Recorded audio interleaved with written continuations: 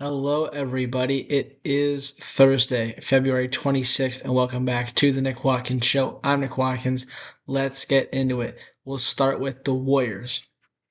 The Warriors beat the Memphis Grizzlies last night, 133 to 112. A nice victory for the Dubs. Will Richard at 21 points. Guy Santos 17, Pat Spencer 12, 9 assists. Brandon Pajemski 19, 8 and 6.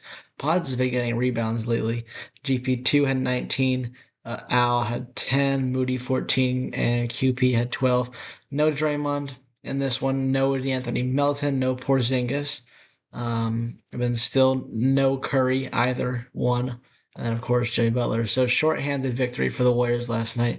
Um, and it was nice. It was nice. We pulled away in the second quarter with a dominant second quarter, 40-22 in that quarter, and then we played well in every quarter after that, but it was the second that made the difference. So a nice victory there for the Dubs. Now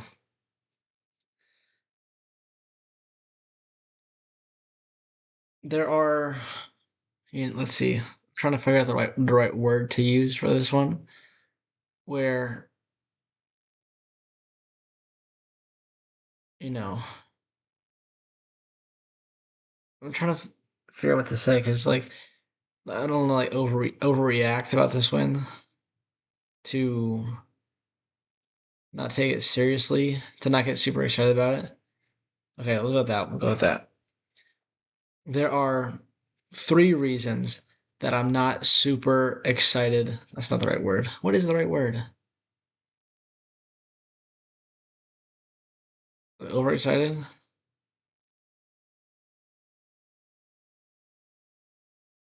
I've been thinking about this, but I'm not super excited about this win for three reasons. One, the Grizzlies are not a very good team. Two, it doesn't erase the fact that you lost to the Pelicans the night before. And three, this team still hasn't shown me any reason to believe that they're going to do anything with playoff success. It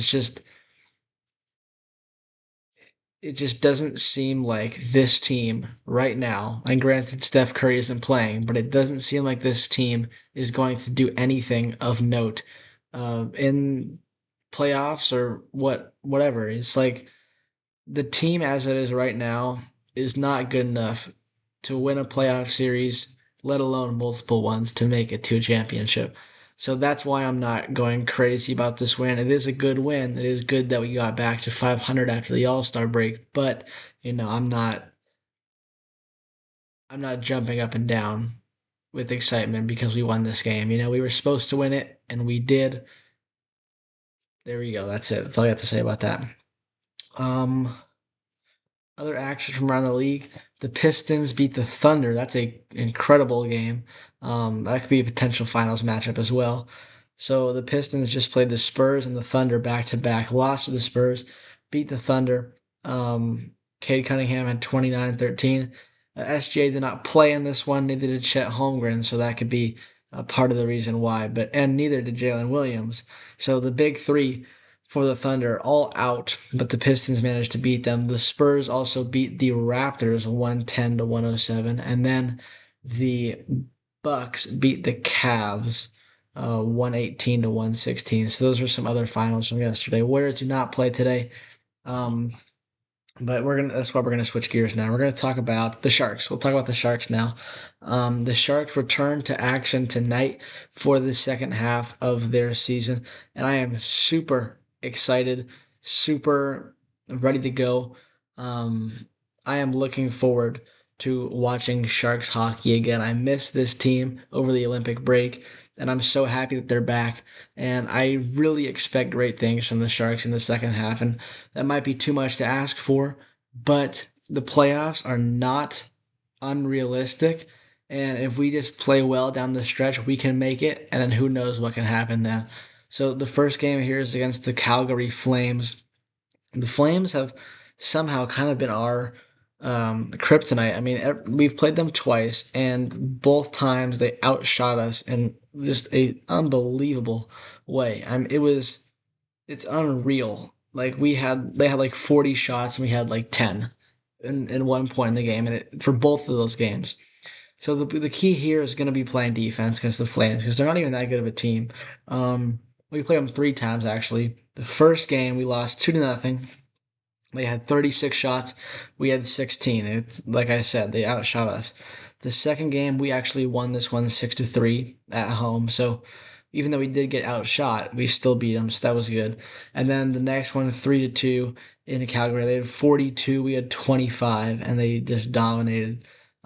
So both games in Calgary, Calgary dominated. The one in San Jose, we won the game even though they had more shots. So we're looking to prevent them from getting shots. We're looking to outshoot them in this game. That's going to be important, getting the offense back going. Because if you remember, before the Olympic break, before the break, the Sharks were not playing good hockey. It was going in the wrong direction. They were like 3-1 on the 5-game road trip to end the first half.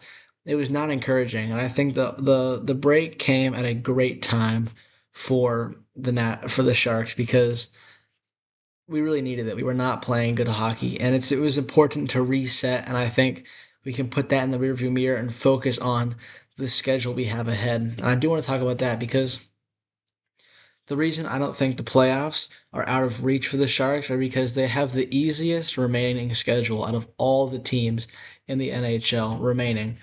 And that is great that we have such an easy schedule, and that's why I have hope and I'm optimistic that the playoffs could be reached in this year for the Sharks. And there are a couple keys that we're gonna have to, fulfill in order to get there. I think number one, Macklin's got to continue to play like Macklin, and I don't doubt that at all.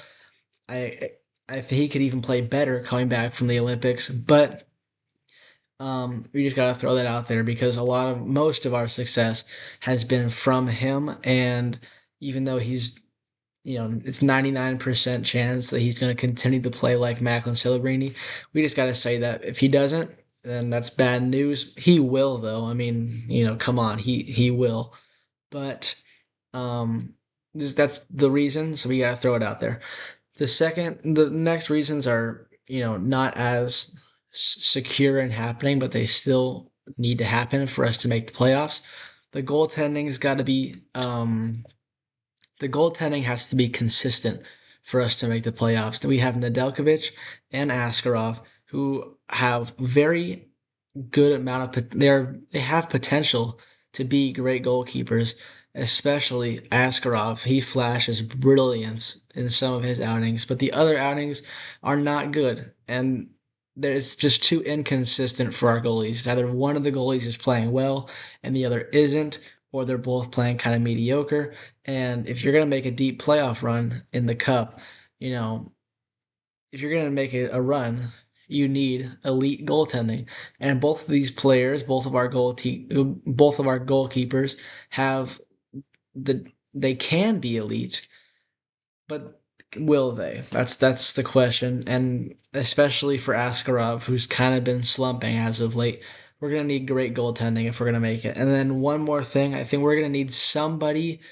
Well, actually, just throw this out there. We got to play defense because we have not been very, very good at playing defense. Maybe we trade for a defenseman or something like that, but the defense has got to play better. And then the final thing that I think is very important if we're going to make the playoffs and go on a run is we're going to need somebody to step up and play better than they had been playing. And plenty of players were playing well and contributing, but one player, especially, I think is going to have to be one of the offensive players, is going to have to play better than they did in the first half. And it could be Will Smith going from pretty good to great, not on the same level as Macklin, but it could be Will Smith taking the leap to elite. It could be William Eklund realizing his potential. It could be Colin Graff playing well in the first line. It could be one of the young guys. We mentioned all those guys you mentioned were young, but it could be Chernyshov getting back in the lineup. It could be Kiefer Sherwood, the trade acquisition. It could be Toffoli going back to playing like the great veteran. We're going to need one of these forwards to step up. It could be Ostapchuk as well. He's been playing pretty well. I mean, he's only played in like a couple, not a couple games, but only like 10 games, and he's got some goals. Um, we're gonna need we're gonna need one of our young players to take the leap here in the second half and improve their skill level and enter a new tier of play. So that'll be important for the Sharks. So just to recap, if the Sharks are going to make the playoffs this year, which I really hope they do, we're going to need Macklin to play like Macklin, maybe even better, and I think he definitely will do that. He's the best. We're going to need the goaltending to be more consistent, Askarov and Nedeljkovic playing better more often. We're going to need the defense to tighten up and allow less shots. And we're going to need one of our young forwards like Will Smith or William Eklund or Colin Graff to play better than they were playing. Not to say that any of those guys were playing bad, but just play better than they were in the first half. Maybe, hopefully, Will Smith takes the leap from good player to elite player, and that can help us reach the playoffs. It's such an exciting time for Sharks hockey. The second half starting today. I can't wait for it, and I'm really excited for this Sharks season to continue. That was good. What a clip that was. We're gonna go to the Giants now. We're gonna go to the Giants. Actually, hold on. Let's go back to hockey. The Ducks beat the Oilers, 6-5. Late goal for the Ducks to take that one. Excuse me. The Jets over the Canucks in overtime. The Golden Knights beat the Kings 6-4. So, the Kings are not in a playoff spot. They're ahead of us, and this loss opens the door for us to overtake them with a win. It would just be by 1 point, but there still is that possibility. The Kraken played last night and lost to the Stars, which is also good for us. Um, they have 63 points, and they stay at 63 points with the loss, so we're 5 back of them. We could go within 2 of that final wild card spot if we win this game. Looking at the Predators, did they play?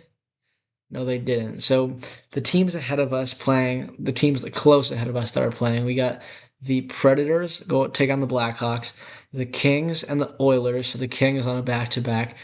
Avs and the Wild, that's pretty much out of reach in the West. But those are two incredible teams facing off. That's going to be a top-tier matchup.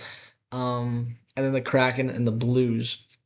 So the Kraken and the Kings on back to back, coming off of a loss in the first game. Um, that's this is our chance to make up some ground.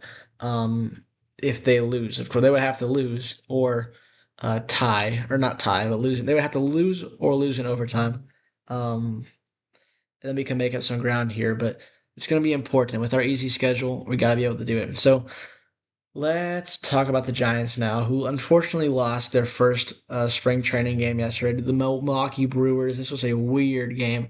13-12, the final score. Giants were ahead in this game, 8-1 in the fifth inning. In the fourth inning, top of the fourth. Then the Brewers scored 7 runs in the fourth inning to tie it back up. And then back and forth, back and forth. The Giants were down by 3, down by 2, actually, in the ninth inning, scored 4 runs to take the lead, and the Brewers scored 3 of their own to win the game on a walk-off. 11 hits for the Brewers, 15 for the Giants. The Brewers had 8 walks, and the Giants had 2, so plenty of base runners. 5 homers combined in this game for the Giants. Bader hit 1, love to see that. Luis Matos hit 1.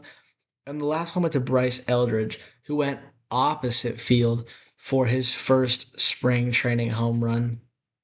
And if you remember back to one of the episodes in January where I was talking with Jack, and he said that maybe we should trade Eldridge for an elite pitcher, and I kind of agree with him. I mean, obviously, if you get Skubal or Peralta, I'd rather have them than Eldridge, but I am buying stock in Bryce Eldridge right now, and I am buying a lot of it. I think this kid is going to be special. He's been playing great in the spring. Everything coming out of Giants camp is positive surrounding this guy. I think he's going to be an absolute star for this team. Maybe even on this year, he could be on the opening day roster, but definitely in the future.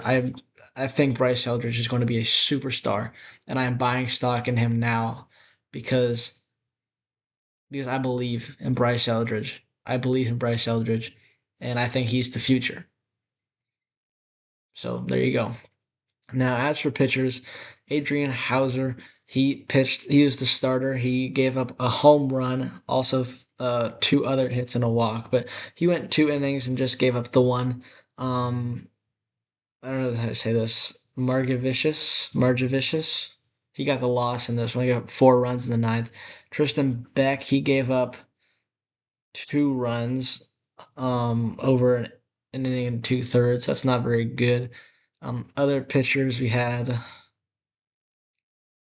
Killian. He went 1 inning, 1 strikeout. Jose Buto gave up a run on 1 hit. It was just a sac fly. So there was Jose Buto gave up a run on 1 inning. Vernon 0.1 innings, and then Carson Wisenhunt pitched yesterday. I'm pretty high on Carson Wisenhunt. I think he could be great for us. I love his changeup.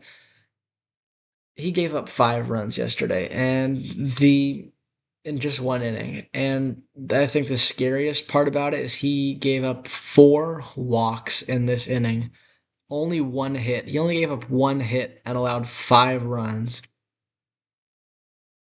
That's that's concerning. And we saw it earlier with Birdsong with his struggle for control. And Wisenhunt is another young pitcher for the Giants who seems to be struggling with his control. Now, this is just his first outing, but it's not a good one. It's a horrible outing. And we'll have to watch the next one very carefully to see how he does. But this was not a good outing from Carson Wisenhunt. And there's obviously it's just spring training. He's so young. There's time to turn it around. But you'd rather he not give up 5 runs in an inning with 4 walks. So I guess we'll just leave it there for him. Um, Today, the Rockies come to town to face the Giants. And we got ball going on all across the league. That's good. NFL news. I think we have the combine going on right now, which is pretty cool. I don't necessarily know all the college players super well. If if any big stories come out, we'll look at it. But I guess all I have to say about that is it is happening. So cool. I guess we'll see. So that's gonna do it for today's episode, though. Giants talk, Warriors talk, and the Sharks return tonight. Can't wait for it. So thank you guys so much for watching. I'll see you tomorrow.